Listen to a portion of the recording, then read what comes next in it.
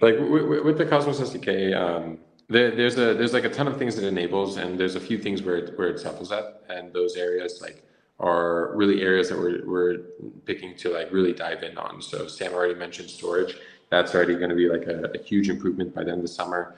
There's like a different piece of work that we're like rewriting really the core layer, the bottom layer, not necessarily the modules right away, but the core layer, so users can really do different things with it. So right now, the Cosmos SDK is a library to build a blockchain and a rollup via like Rollkit.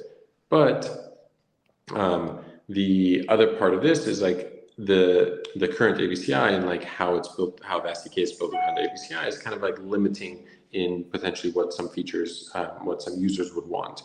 And so abstracting that out and cleaning up this base app so we can really hone in on like where the performance bottlenecks are at that layer. That's another thing that we're like super excited about to really refactor. And that really enables like a whole new world of like what users can do with Cosmos. And that's when I think when we really achieve that, and if we do it really well, we'll have more users of the Cosmos SDK that we won't even know about. Like, I think it's very powerful when a technology is used by users without needing the help of the authors, or without like necessarily it's a pro and a con when they don't give like homage, let's say, to the authors or like to the code. But I also think it's very powerful because you don't need to be like I said earlier, like this technology is not meant to be front and center. Like being part of Cosmos and using the Cosmos SDK are like two different things. Even being part of Cosmos could be construed as like not necessary to use the software. So it is like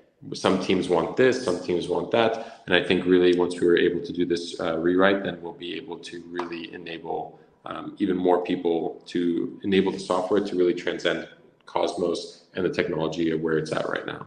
Yeah, I mean, I still am struggling on like what like the worst thing about the SDK is, but like on Marco's note, like, yeah, I think what we want to be able to do is give people the best experience, but also like this whole plug and play thing that we're talking about before, and like being able to replace Comet BFT with something such as Rollkit, or like swap out for other consensus machines. I think this is like the piece of work that Marco is talking about, because like with the S, and this might also be one of the hardest things, but like everything is like so closely integrated, and it is hard to kind of sometimes swap components out, but we're doing this little bit by little bit. And this piece of work that Marco is talking about will be kind of at the end of, we're trying to get it done by like the end of the year, early next year. And that again, yeah, leads into sort of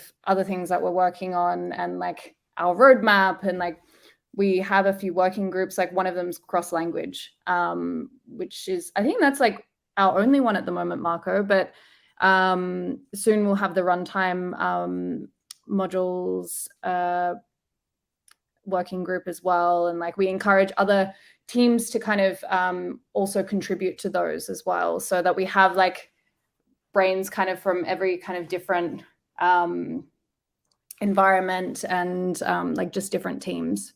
So yeah. And with so it, yeah, so I was just going to say, with the context with the cross language, it's like because we want to be able to use different languages other than Go within the SDK.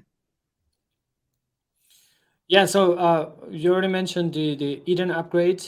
Can you maybe share some timelines also, like right after that? What's next? What's your plans for, I guess, I mean, we're already in mid-June. So what's the plans for the rest of 2023? So I can speak to that. So we have 0.50 Eden coming out. We have an alpha tag for that already.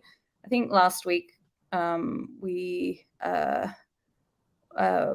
Julian tagged that. But then we have so with the actual release itself, I'm thinking like end of June, Marco. Sorry, end of July. I think we're already halfway through June. Maybe like July at some point. I don't want to give like a complete like solid answer on that, just because give or take. But yeah, that's really exciting. There's like not only like ABCI 2.0, but we have like a lot of other like different pieces. I mean, I can speak about those, but like just to give you a bit more context as well. And then I think because these releases have been quite quick, because we just released 047 a couple months ago, I think.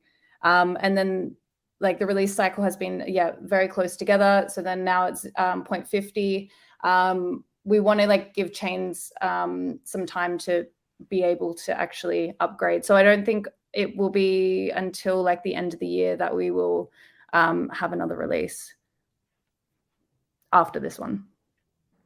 Yeah, it's like we have this like vision of like, here's where Cosmos is today, and Cosmos has the ecosystem, and it's really where do we want to drive the ecosystem going forward, and it's like who's going to help us get there, and like we're going through that and going through like the vision of like where do we want to take the software as well. And I think everything that Sam said is like on point of like what we're going to do next and what we're going to play around with. Most of the team is like very excited. Like we're starting to dabble into research like ZK technology, really thinking about how to bring ZK to Cosmos, starting to play around, talking with teams, using their like ZK VMs and like how to integrate that with Cosmos, how to like build Cosmos chains in a way that you can use ZK technology and other things that will be coming in the future. And so we're really, really starting to like touch the surface of all this. Yeah.